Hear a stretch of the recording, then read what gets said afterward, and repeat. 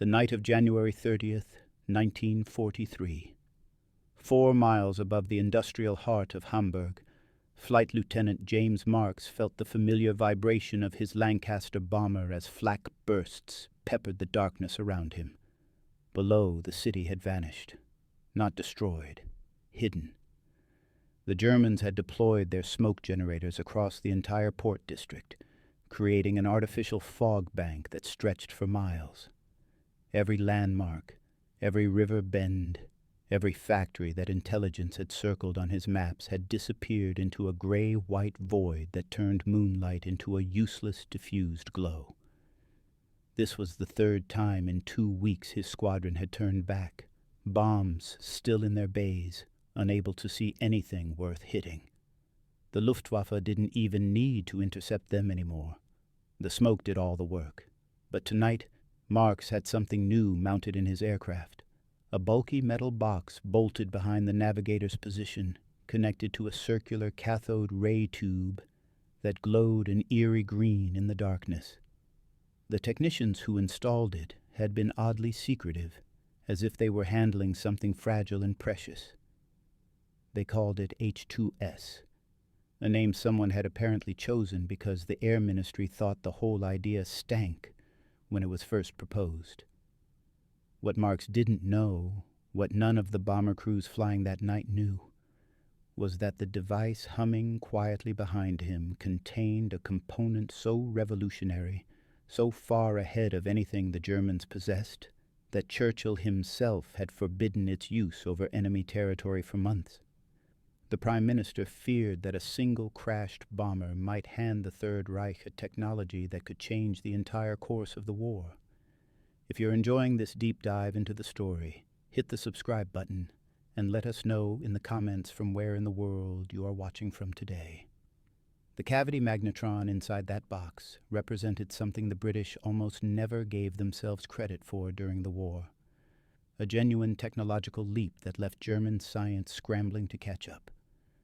But the path to this moment had been anything but straightforward. It involved a decision that horrified British intelligence, frustrated pilots who thought they were being used as guinea pigs, and created a race between innovation and security that would ultimately reshape radar technology forever.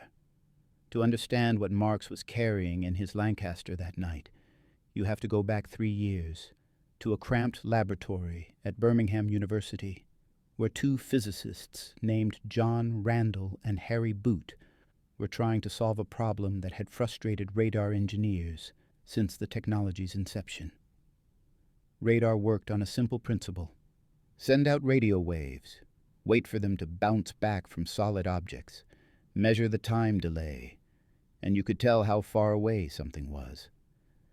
The British had been using this to detect German bombers since 1940, and it had probably saved the country during the Battle of Britain. But there was a crucial limitation. The radar systems of 1940 used relatively long radio waves, wavelengths measured in meters. These long waves were excellent for detecting aircraft at long range, but they couldn't produce detailed images. They could tell you something large was out there, but not what it looked like or what it was near. What radar engineers desperately wanted was to generate very short wavelengths, centimetric waves, measured in just a few centimeters. Short wavelengths would bounce back differently from different surfaces, creating a detailed picture rather than just a blip on a screen.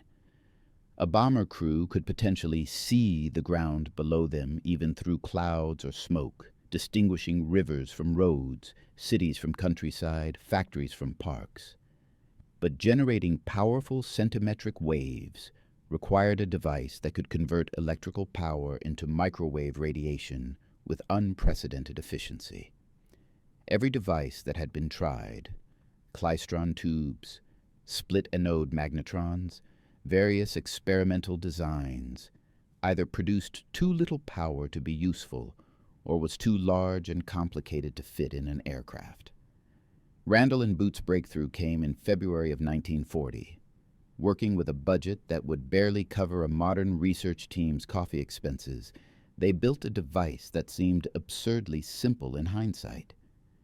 They took a solid copper cylinder and drilled 6 holes around its circumference, creating what looked like a child's toy, a small metal block with cavities carved into it. When they placed this in a strong magnetic field and applied high voltage, something remarkable happened. Electrons swirled around inside in a precise pattern, and the cavities resonated at exactly the right frequency to generate powerful microwave radiation. On February 21st, they generated 400 watts of continuous power at 10 centimeters wavelength. Within months, they had pushed that to 15 kilowatts, enough power to be genuinely useful. The physicists who first saw the results could barely believe them. The device was small enough to hold in one hand, yet it was producing more microwave power than room-sized experimental setups. More importantly, it was mechanically simple. No complex electrode arrangements, no delicate vacuum systems that would shake apart in an aircraft. Just a copper block with holes in it, a magnet, and a power supply. If you could manufacture the block precisely enough, and British precision engineering was very good indeed, you could mass-produce these magnetrons, which meant you could put powerful centimetric radar in aircraft, in ships, even in mobile ground stations. But there was an immediate problem that would haunt British planners for the next 3 years. The cavity magnetron was not an incremental improvement over existing technology. It was a revolutionary jump. German radar experts were still working with meter wavelength systems, still trying to solve the same power generation problems that Randall and Boot had just bypassed entirely. If a magnetron fell into German hands intact, there was a real possibility that German engineers, who were certainly not incompetent, could reverse engineer it. And unlike most war technologies, which required extensive industrial infrastructure to produce, the magnetron was conceptually simple once you understood the principle. A single intact example could potentially give Germany a technology they might not develop independently for years. This created an agonizing dilemma for British war planners. The magnetron could revolutionize bombing accuracy, naval warfare, even ground-based air defense, but using it meant risking its capture. Throughout 1941 and 1942, H-2S radar sets equipped with cavity magnetrons were developed, tested, and refined. The technology worked brilliantly. Test flights over British cities produced radar images so clear that navigators could identify individual neighborhoods. The River Thames showed up as a dark, sinuous line. Coastal areas appeared in stark contrast to the sea. This wasn't vague blob detection. This was actual imaging. And yet, Bomber Command was forbidden to use it operationally. Every time a squadron requested permission to fly with H-2S over Germany, the Air Ministry said no. Every time a frustrated bombing crew returned from a mission where they'd been unable to see their targets through cloud or smoke, unable to deliver their bombs accurately, the request would come again. Please, let us use the radar that we know works. And the answer was always the same. Too risky, too valuable, too dangerous to lose one over enemy territory. The logic was sound, in a grim sort of way. A bomber with H-2S might crash. The Germans would find the wreckage, realize what they had, and within months they might have their own centimetric radar. British cities, which had finally gotten some respite from bombing, might face renewed attacks from aircraft that could navigate and bomb accurately in any weather. British naval vessels, which had been using the magnetron in shipboard radar sets with devastating effectiveness against U-boats, might suddenly face submarines equipped with detection systems that could spot them first. The strategic calculations were brutal. How many bomber crews were you willing to sacrifice to imperfect navigation and poor bombing accuracy in order to protect this technological edge? By late 1942, the balance of those calculations was shifting. The bombing campaign against Germany was intensifying, but it was also becoming increasingly ineffective. Bomber losses were horrific. On some raids, 10% of aircraft failed to return. And of the ones that did return, post-raid reconnaissance photos showed that most of their bombs had missed their targets by miles. Crews were aiming at industrial centers and hitting residential neighborhoods, farmland, or empty countryside. Part of this was due to German night fighters and flak, but a huge part was simply that the crews couldn't see what they were bombing. They were navigating by dead reckoning, trying to identify cities by the shapes of rivers and coastlines that they could barely see in the darkness, aiming at targets that were often completely obscured by weather or deliberate smokescreens. The smokescreens were particularly maddening. German civil defense had gotten very good at deploying them rapidly whenever British bombers approached. Industrial facilities, dockyards, railway junctions, all the high-value targets that Bomber Command wanted to destroy would disappear under artificial fog within minutes of the air raid sirens sounding. Crews would arrive over the target area to find nothing but a featureless white expanse. Some tried bombing anyway, dropping their loads based on estimated positions, but the results were predictably terrible. Others, following orders to bomb only what they could clearly identify, turned back with full bomb loads, having burned thousands of gallons of fuel and risked their lives for nothing. The strategic bombing campaign was supposed to cripple German industry. It was supposed to force the Luftwaffe to divert resources to defense. It was supposed to damage German morale and demonstrate that British forces could strike back. But if the bombers couldn't hit anything, none of that mattered. The crews were brave, the aircraft were capable, but they were essentially flying blind. And every failed mission, every scattered bomb pattern that killed civilians instead of destroying factories was ammunition for critics who said the whole bombing campaign was a waste of resources that should be used elsewhere. In December of 1942, the decision was finally made. The bombing campaign needed H-2S more than the technology needed protecting. Or perhaps more accurately, the military situation was now desperate enough that the risk had to be accepted. The first operational H-2S sets were installed in Stirling and Halifax bombers of Pathfinder Force, elite squadrons that would mark targets for the main bomber stream. The plan was to limit the risk. Only the most experienced crews would carry H-2S, and they would be specifically ordered not to fly deep into German territory if their aircraft was damaged. If an H-2S-equipped aircraft was in trouble, the crew was supposed to try to make it back to Allied territory, or at least ditch in the North Sea where the equipment would be destroyed. Flight Lieutenant Marks and his crew received their H-2S-equipped Lancaster in mid-January of 1943. The briefing was peculiar. The radar operator who would use the equipment was pulled aside separately and told, in very clear terms, that if the aircraft was going down over Germany, he was to destroy the H-2S unit with the provided thermite grenade before bailing out. Not just turn it off, physically destroy it so thoroughly that nothing useful could be recovered. This was impressed upon him multiple times.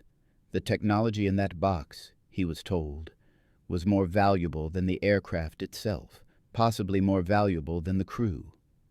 That was a harsh thing to tell a man, but the Air Ministry wasn't exaggerating. The early operational flights were learning experiences.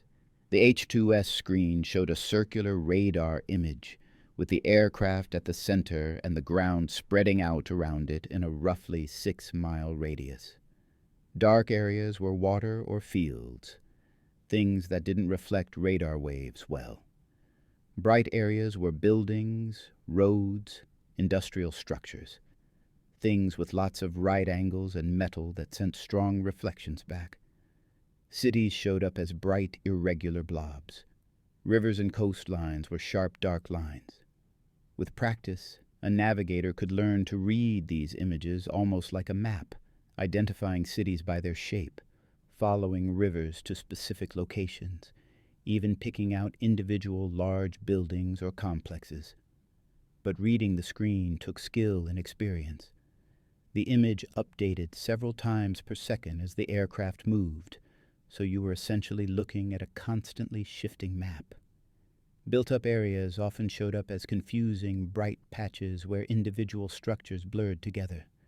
Some targets, open-air factories, dispersed rail yards, were harder to distinguish from their surroundings. And the range was limited. 6 miles was useful, but it wasn't the God's eye view that some crews had hoped for. You still needed to navigate to roughly the right area before H-2S became useful for identifying the specific target. The real test came on those smoke-shrouded nights over Hamburg, over Cologne, over the Ruhr Valley, where German defenders had learned to hide entire cities under artificial clouds. Marx's navigator, Sergeant Peter Holloway, spent hours practicing on the H-2S during training flights over England, learning to recognize the distinctive radar signatures of different types of terrain. He discovered that docks showed up with unusual clarity. The combination of warehouses, cranes, and the sharp boundary between land and water created strong, distinctive returns. Railway marshalling yards were visible as geometric patterns of bright lines. Even through heavy cloud cover, even through fog or rain that would have made visual navigation impossible, the H-2S painted a picture. The night of January 30th was when everything came together. Hamburg had deployed its smokescreen as soon as the air raid warnings sounded. By the time Marx's Lancaster reached the city, visibility was essentially zero. From the cockpit, Marx could see nothing below but a gray-white blanket that seemed to glow faintly in the darkness. 5 years of aerial photography had trained him to navigate by visual landmarks, and every single one had disappeared. Under normal circumstances, this would have been the moment to abort, to turn back and bring the bombs home. But Holloway, hunched over the H-2S screen in the navigator's station, could see everything. The Elbe River showed up as a dark, sinuous line cutting through bright urban returns. The distinctive shape of Hamburg's harbor was clearly visible. The piers jutting out into the water, the rectangular basins of the inner docks, even individual large warehouse buildings showing up as bright geometric shapes. The smoke that had made the city invisible to human eyes was completely transparent to 10-centimeter radar waves. The H-2S was looking straight through it. Holloway called out corrections over the intercom, guiding Marx to the target with a precision that seemed almost uncanny. Left 5 degrees. Steady. The docks are 2 miles ahead, slightly right. The bombardier, who had been mentally preparing for another wasted mission, suddenly found himself with an actual aiming point. The H-2S couldn't tell him exactly where to release. It wasn't that precise. But it could tell him when they were over the right general area, which was infinitely better than the nothing they'd had before. The bombs fell away, and as Marx banked the Lancaster to head home, he caught a glimpse of explosions blooming below, small flashes of orange light penetrating the smoke. They had hit something. They had actually hit something. The raid reports from that night stunned Bomber Command's analysis staff. Crews equipped with H-2S had achieved bombing accuracy rates that were 3 to 4 times better than the crews relying on visual navigation or dead reckoning. More importantly, the H-2S-equipped aircraft had been able to bomb at all, while many of the other crews had turned back empty-handed or scattered their bombs based on guesswork. The technology worked. It worked so well that it immediately became clear this would change everything about the strategic bombing campaign. If you find this story engaging, please take a moment to subscribe and enable notifications. It helps us continue producing in-depth content like this. But the Germans were not blind to what was happening. After the Hamburg raid, Luftwaffe intelligence officers examining the bomb damage patterns noticed something odd. The distribution of impacts was far more concentrated than usual, and they clustered around specific high-value targets despite the heavy smoke deployment. Some crews must have had a way to see through the smoke. The question was, how? The answer came 6 weeks later, in the worst possible way from the British perspective. On February 2, 1943, a Sterling bomber carrying H-2S was shot down near Rotterdam during a raid on German positions in the Netherlands.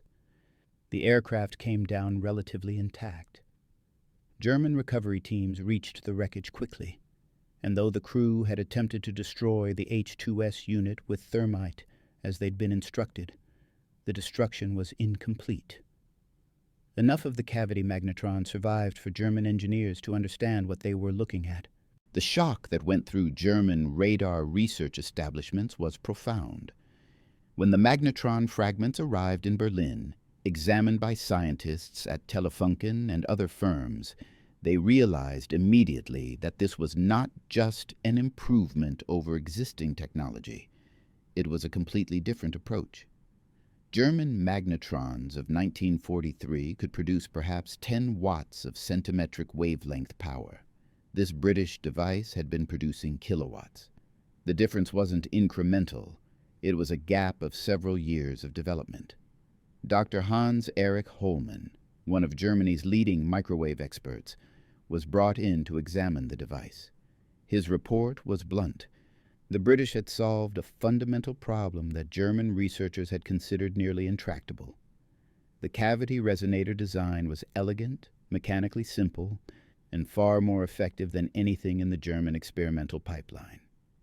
Worse, from the German perspective, was that the British were clearly manufacturing these in quantity. This wasn't a laboratory prototype. The machining was precise but production-oriented. The materials were good but not exotic. The British had turned this revolutionary device into a mass-produced component. German attempts to copy the magnetron began immediately, but they ran into the same problem that had allowed Britain to develop it first: industrial precision. The cavities had to be machined to tolerances measured in fractions of a millimeter. The entire assembly had to maintain those tolerances under the vibration and temperature changes of operational use. Germany's precision instrument industry, already stretched thin by the demands of tank production, aircraft manufacturing, and weapons development, struggled to produce working copies. The first German cavity magnetrons didn't appear in operational use until 1944, and they never matched British production quality or quantity. By that point, H-2S had transformed the bombing campaign. The device evolved rapidly through multiple versions.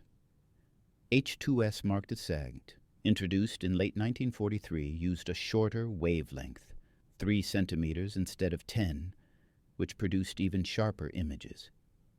Cities became easier to distinguish from countryside. Individual large buildings could sometimes be identified. Rivers and coastlines appeared with photographic clarity. The Mark III version, operational by mid-1944, added features that reduced ground clutter and improved range. But the technology's impact went far beyond just allowing bombers to see through smoke.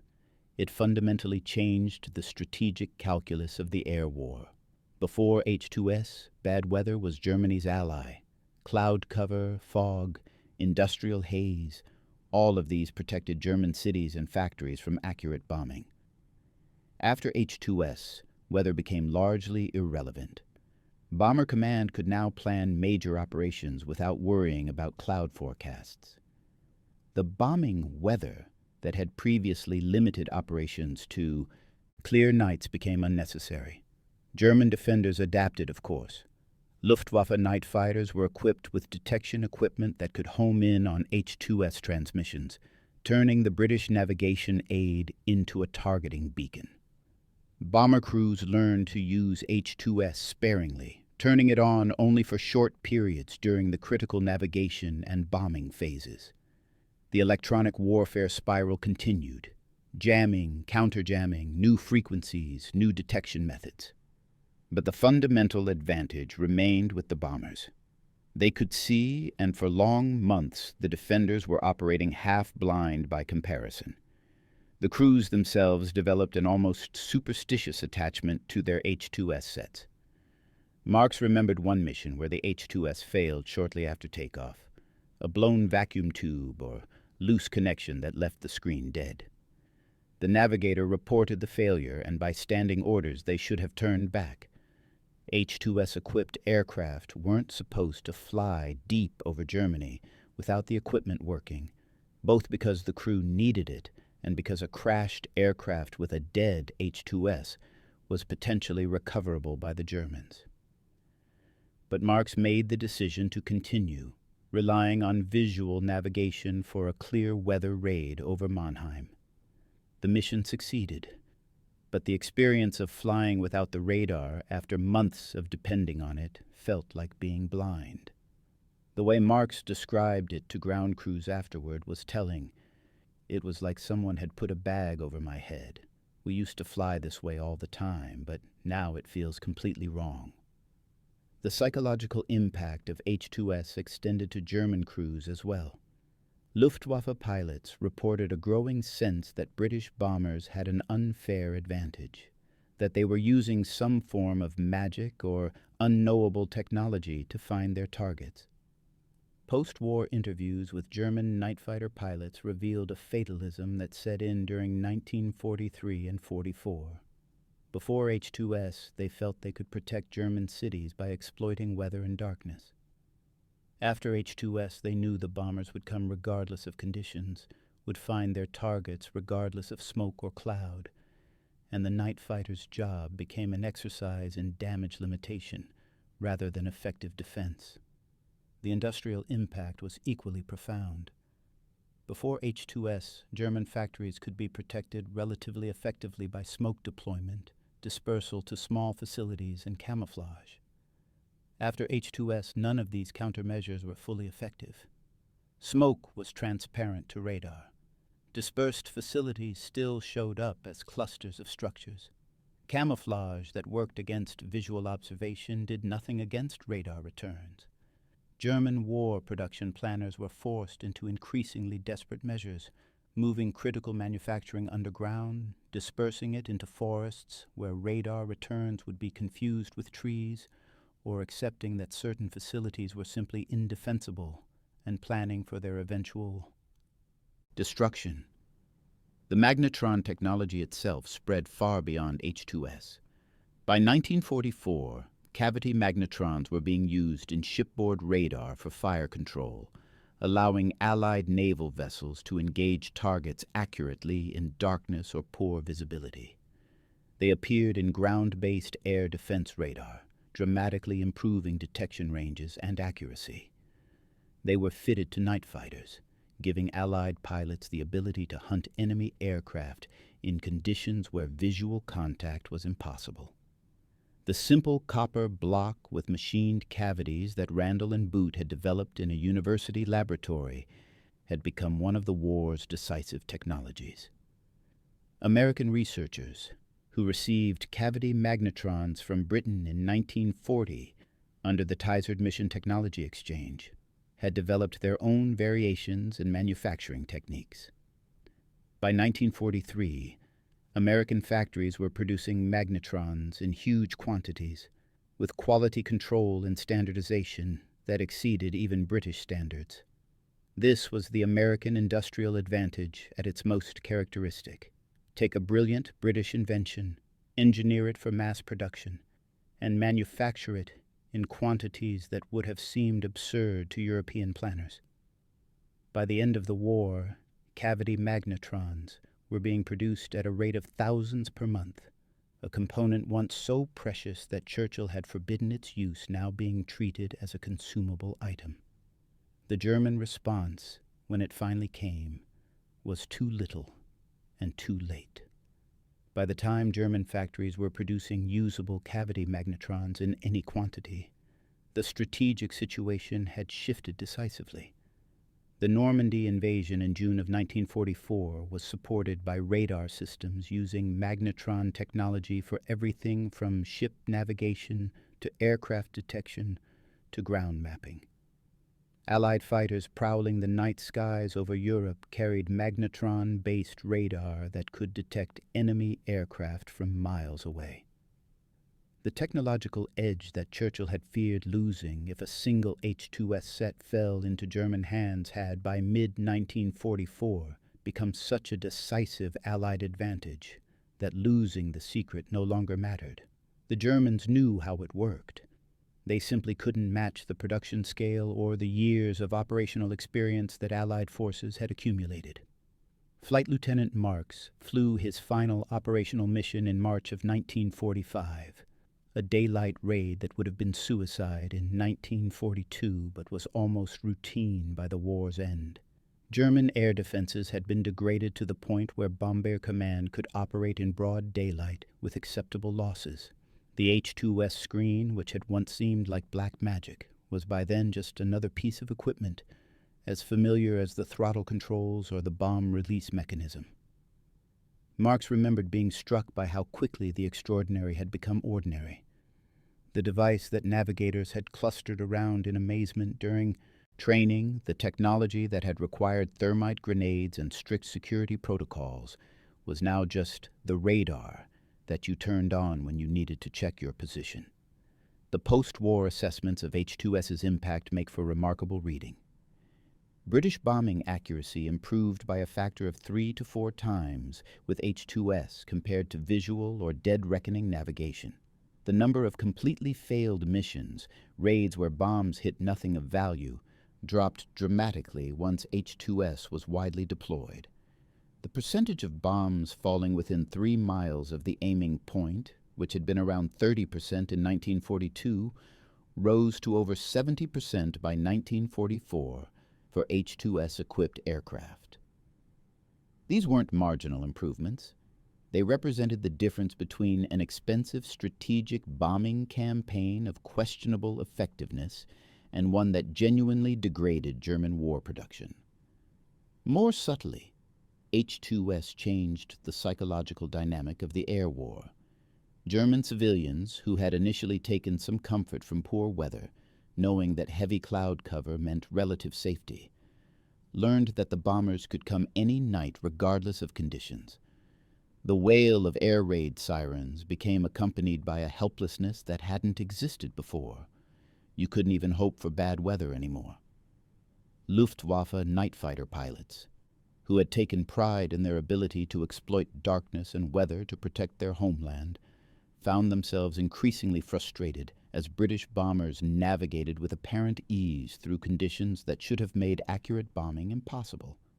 The Americans, who initially had been skeptical of the British night bombing strategy and preferred daylight precision bombing with visual aiming, eventually adopted H-2S technology themselves for their bomber stream. The device that proved most useful, however, was its descendant, H-2X, an American-developed version optimized for different wavelengths and target types. By late 1944, American bomber formations were using radar for navigation and even for bombing, when visual conditions prevented their normally preferred optical bomb sites from being used. The 8th Air Force, which had started the war committed to the idea that only visual precision bombing was effective, ended it dropping a significant percentage of its bombs based on radar aim points. The cavity magnetron's influence extended well beyond the war itself. The technology that had been developed to kill people and destroy buildings turned out to have extraordinary peacetime applications.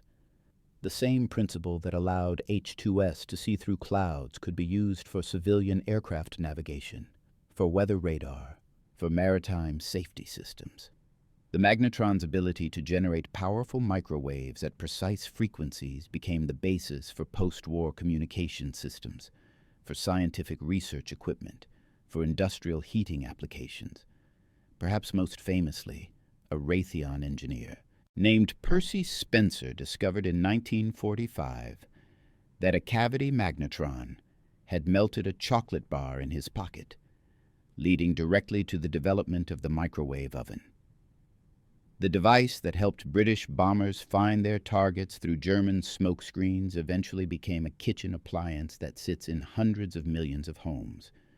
The path from weapons technology to domestic convenience is rarely that direct, but the cavity magnetron managed it in less than a decade. For the men who flew with H-2S during the war, the technology represented something more personal, the difference between helplessness and capability, between flying blind and having vision. Marx, in his post-war memoir, described the psychological relief of having H-2S available on missions. Before the device, he wrote, every clouded-over target meant a mission flown for nothing, hours of fear and tension with no possibility of achieving the objective. After H-2S, there was at least a chance. You could try. You could see, even when your eyes were useless. That sense of capability, of having a tool that worked when everything else failed, was worth more than statistics could capture. The British decision to deploy H-2S despite the security risks remains controversial in some historical analyses. The argument goes that if they had waited longer, maintained the secrecy more carefully, prevented that Sterling from being shot down over Rotterdam with its magnetron partially intact, the technological advantage might have lasted even longer. But this argument ignores the reality of the situation in early 1943. The bombing campaign was failing. Crews were dying without accomplishing their missions. German industry was being damaged but not crippled, and the invasion of Europe, which would require air superiority and degraded German production, was still more than a year away. The choice wasn't between deploying H-2S and keeping it secret forever. It was between deploying H-2S and accepting continued poor bombing results that would cost more lives, more aircraft, and more political support for the strategic bombing campaign. In that context, the decision to accept the risk of losing a magnetron to German capture looks less like recklessness and more like a calculated gamble that paid off. The Germans did get a magnetron. They did understand how it worked. But by the time their copies reached operational status, the Allies had a year's head start in operational experience, in production scale, and in technological refinement. There's a particular irony in how the fatal error referenced in the title of this story played out. The British considered it potentially fatal to lose a cavity magnetron to German capture, fatal to the technological advantage, possibly fatal to Allied cities if German bombers gained the same navigation capabilities. But the actual fatal error was Germany's failure to develop centimetric radar independently before Britain did. German physicists understood the theoretical principles. They had capable engineers and precision manufacturing. What they lacked was the combination of urgency, industrial focus, and willingness to pursue seemingly simple solutions that characterized British radar development. Germany's radar research in the pre-war and early war years was often more theoretically sophisticated than British work, but it was scattered across competing research establishments, inadequately funded and frequently redirected to immediate tactical problems rather than fundamental technological breakthroughs. The cavity magnetron was not an obvious development. Randall and Boot's resonant cavity approach was clever and non-intuitive, but it was within reach of German physics and engineering if resources had been properly focused. They never made that investment, and by the time they captured a British magnetron and understood what they had missed, the opportunity to catch up had passed. The smoke generators that German civil defense deployed so effectively in 1942 and early 1943 represented their best tactical answer to strategic bombing. Hide the targets, force the bombers to guess, waste their effort. It worked brilliantly until it suddenly didn't. The deployment of H-2S didn't just neutralize smoke screens, it rendered an entire defensive strategy obsolete.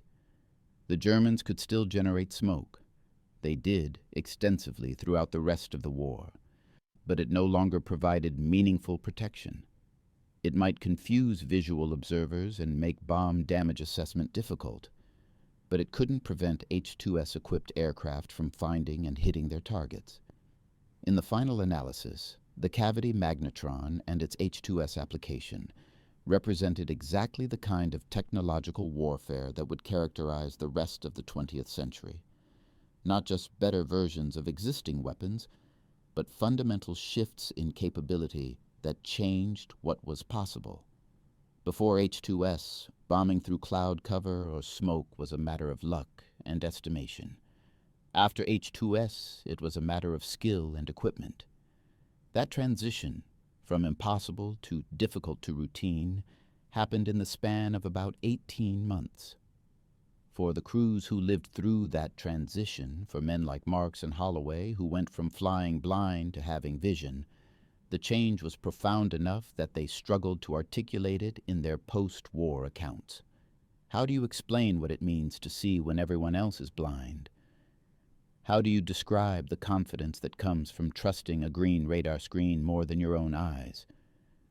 The technology worked, and that was enough. The mechanism was almost irrelevant compared to the capability it provided. The cavity magnetron sits in an odd place in popular memory of World War II. It's not famous the way radar itself is famous, or the way certain weapons systems are famous, but among historians of technology and veterans of Bomber Command, it occupies a special status, the device that turned strategic bombing from a crude bludgeon into something approaching a precision instrument. Not precise by modern standards, certainly. The CEP, circular error probable, the radius within which 50% of bombs would land, was still measured in hundreds of yards, even with H2S guidance. But compared to the miles of error that characterized early war bombing, hundreds of yards was a revelation. Thank you for watching. For more detailed historical breakdowns, check out the other videos on your screen now, and don't forget to subscribe.